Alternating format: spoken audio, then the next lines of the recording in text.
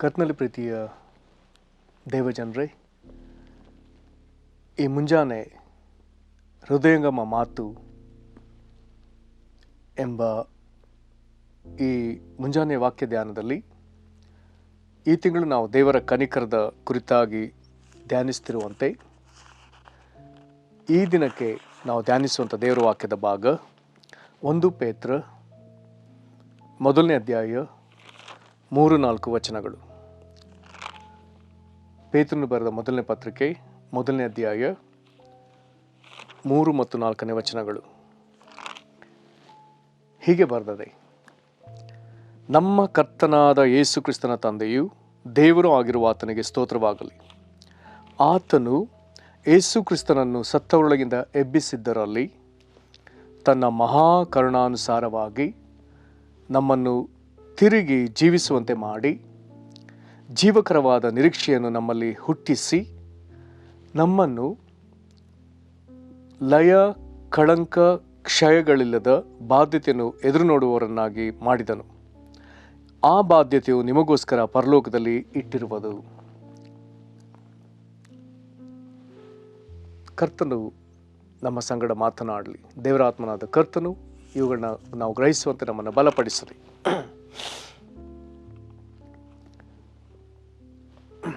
ಪೇತ್ರ ಮತ್ತು ಯಾಕೋಬ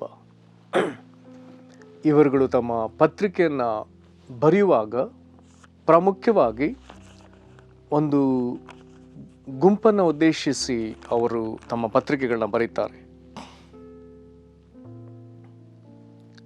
ಅದರಲ್ಲಿ ಮುಖ್ಯವಾಗಿ ಅದನ್ನು ಪೇತ್ರನು ಉಲ್ಲೇಖಿಸ್ತಾನೆ. 1ನೇ ವಚನಕ್ಕೆ ನಾವು ಬರುವಾಗ, ಚದರಿರುವಂಥ ಪ್ರವಾಸಿಗಳಾದ ದೇವಜನರಿಗೆ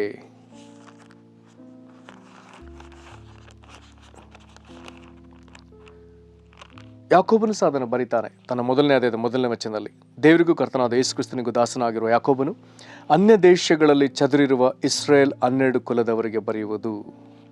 ಚದುರಿರುವ ದೇವಜನರು ಅಥವಾ ಇಸ್ರೇಲರು 1ನೇ ಶತಮಾನದಲ್ಲಿ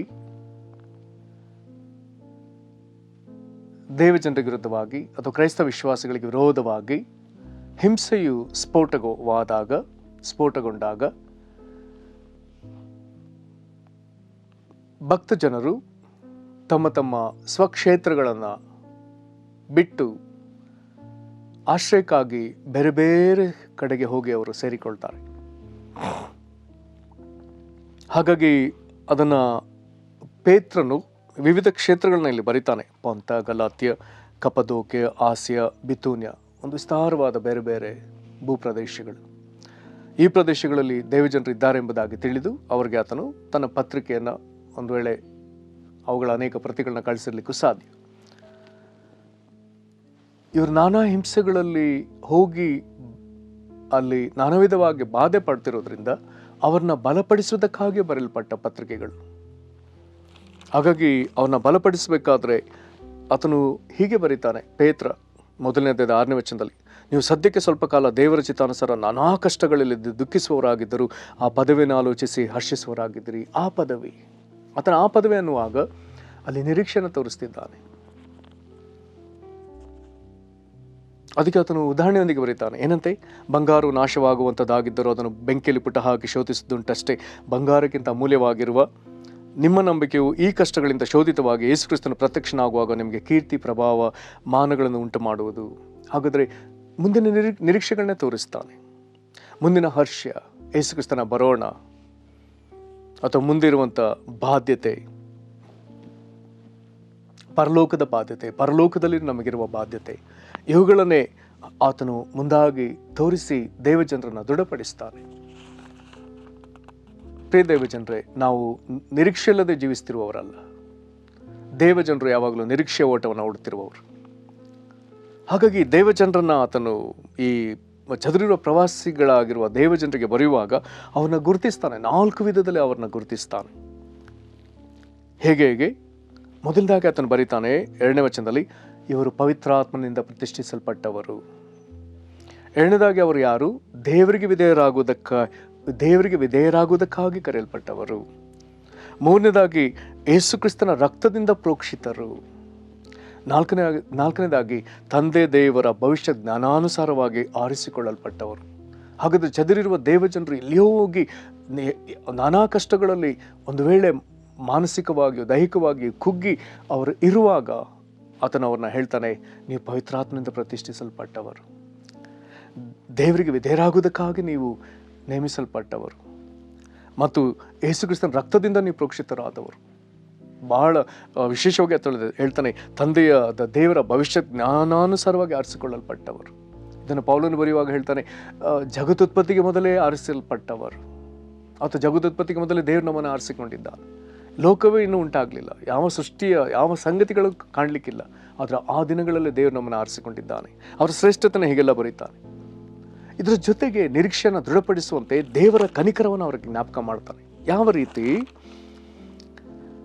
ಆತನು ಹೀಗೆ ಹೇಳ್ತಾನೆ, ಯಾವ ದೇವರ ಬಗ್ಗೆ ಈಗ ಆತನು ಮಾತನಾಡ ಅಂದರೆ ತಂದೆಯಾದ ಯೇಸು ಕ್ರಿಸ್ತನ, ನಮ್ಮ ಕರ್ತನಾದ ಯೇಸು ಕ್ರಿಸ್ತನ ತಂದೆ ಬಗ್ಗೆ ಮಾತನಾಡುವಾಗ ಆತನು ಹೇಳ್ತಾನೆ, ನಮ್ಮ ಕರ್ತನಾದ ಯೇಸು ಕ್ರಿಸ್ತನ ತಂದೆಯೂ ದೇವರು ಆಗಿರುವ ಆತನಿಗೆ ಸ್ತೋತ್ರವಾಗಲಿ. ಯಾಕೆ? ಈಗ ಆತನು ಏನು ಮಾಡಿದ್ದಾನೆ? ಆತನು ಯೇಸು ಕ್ರಿಸ್ತನನ್ನು ಸತ್ತೊಳಗಿಂದ ಎಬ್ಬಿಸಿದ್ರಲ್ಲಿ. ಹಾಗಾದರೆ ತಂದೆಯಾದ ದೇವರು ತನ್ನ ಮಗನನ್ನು ಮರಣಕ್ಕೆ ಒಪ್ಪಿಸಿದ, ಅಷ್ಟಕ್ಕೆ ಬಿಡಲಿಲ್ಲ, ಆತನು ತಿರುಗಿ ಜೀವದಿಂದ ಎಬ್ಬಿಸಿದ. ನಮ್ಮ ಪಾಪದ ನಿಮಿತ್ತ ಮಗನನ್ನು ಮರಣಕ್ಕೆ ಒಪ್ಪಿಸಿದ, ಅಂದರೆ ನಮ್ಮ ಪಾಪ ನಮ್ಮಿಂದ ಕಳೆದು ಹೋಗ್ಬೇಕೆನ್ನೋದಕ್ಕಾಗಿ, ಮತ್ತು ನಾವು ದೇವರ ನೀತಿಯನ್ನು ಸಂಪಾದಿಸಿಕೊಳ್ಳಬೇಕೆನ್ನೋದಕ್ಕಾಗಿ ಆತನನ್ನು ತಿರುಗಿ ಜೀವದಿಂದ ದೇವರು ಎಬ್ಬಿಸ್ತಾನೆ. ಯೇಸು ಕ್ರಿಸ್ತನ ಜೀವದಿಂದ ಎದ್ದು ಬಂದದ್ರಿಂದ ನಮಗೆ ದೇವರ ನೀತಿ ನಮಗೆ ದೊರಕುತ್ತೆ. ಇದನ್ನು ವಾಕ್ಯದಲ್ಲಿ ಹೊಸ ಒಡಂಬಡಿಕೆ ಬರಹಗಾರರು ಪ್ರಬಲವಾಗಿ ಅದನ್ನು ಪ್ರಸ್ತಾಪಿಸ್ತಾರೆ. ಬಹಳ ಸೊಗಸಾದ ವಿಷಯ.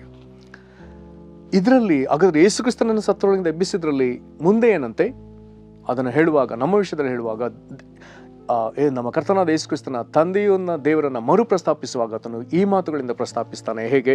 ತನ್ನ ಮಹಾಕರುಣಾನುಸಾರವಾಗಿ ನಮ್ಮನ್ನು ತಿರುಗಿ ಜೀವಿಸುವಂತೆ ಮಾಡಿ. ಯೇಸು ಕ್ರಿಸ್ತನನ್ನು ಎಬ್ಬಿಸಿದ್ರಲ್ಲಿ ಆತನು ನಮ್ಮನ್ನು ತಿರುಗಿ ಜೀವಿಸುವಂತೆ ಮಾಡಿದ್ದಾನೆ. ಅದ್ಭುತವಾದ ವಿಷಯ.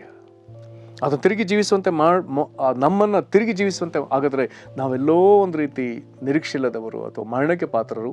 ಆದರೆ ಯೇಸು ಕ್ರಿಸ್ತನ ಪುನರುತ್ಥಾನದಲ್ಲಿ ನಾವು ಜೀವಿಸುವವರಾಗಿದ್ದೇವೆ. ಇದಕ್ಕೆ ಕಾರಣ ದೇವರ ಕರುಣೆ. ಇದರ ಜೊತೆಗೆ ಜೀವಿಸುವಂತೆ ಮಾಡಿ ನಮ್ಮೊಳಗೆ ಇನ್ನೊಂದೇನೋ ಹುಟ್ಟಿಸಿದ್ದಾನೆ. ಅದು ಯಾವುದು? ನಿರೀಕ್ಷೆ. ಯಾವ ನಿರೀಕ್ಷೆ? ಜೀವಕರವಾದ ನಿರೀಕ್ಷೆ. ಜೀವಕರವಾದ ನಿರೀಕ್ಷೆಯನ್ನು ನಮ್ಮಲ್ಲಿ ಹುಟ್ಟಿಸಿ, ಆ ನಿರೀಕ್ಷೆಯೊಳಗೆ ಏನಿದೆ? ನಮ್ಮನ್ನು ಲಯ ಕಳಂಕ ಕ್ಷಯಗಳಿಲ್ಲದ ಬಾಧ್ಯತೆಯನ್ನು ಎದುರು ನೋಡುವವರನ್ನಾಗಿ ಮಾಡಿದನು. ಹಲ್ಲೆಲೂಯಾ. ಬಹಳ ಸೊಗಸಾದ ಮಾತು. ಈಗ ನಮಗೆ ಲಯ ಅವಸ್ಥೆ ಇದೆ, ಕಳಂಕವಾಗುವಂಥ ಅವಸ್ಥೆ ಇದೆ, ಕ್ಷೀಣಿಸಿ ಹೋಗುವಂಥ ಅಥವಾ ಕ್ಷಯಿಸುವ ಅವಸ್ಥೆ ಇದೆ.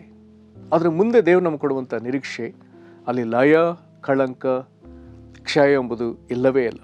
ಇಂಥ ಬಾಧ್ಯತೆಯನ್ನು ಎದುರು ನೋಡಲಿಕ್ಕೆ ಆತನು ನಮ್ಮನ್ನು ನೇಮಿಸಿದ್ದಾನೆ. ಆದರೆ ಅದೆಲ್ಲಿದೆ? ಆತನು ಹೇಳ್ತಾನೆ, ಆ ಬಾಧ್ಯತೆ ನಿಮಗೋಸ್ಕರ ಪರಲೋಕದಲ್ಲಿಟ್ಟಿರುವುದು. ದೇವರು ನಮಗೆ ಮುಂದಿನ ನಿರೀಕ್ಷೆಯನ್ನು ತೋರಿಸಿದ್ದಾನೆ. ದೇವರು ಅಬ್ರಾಹ್ಮನಿಗೆ ನಿನ್ನಿಂದ ಒಂದು ದೊಡ್ಡ ಜನಾಂಗ ಮಾಡ್ತಾನೆ ಅಂತ ಹೇಳ್ದ.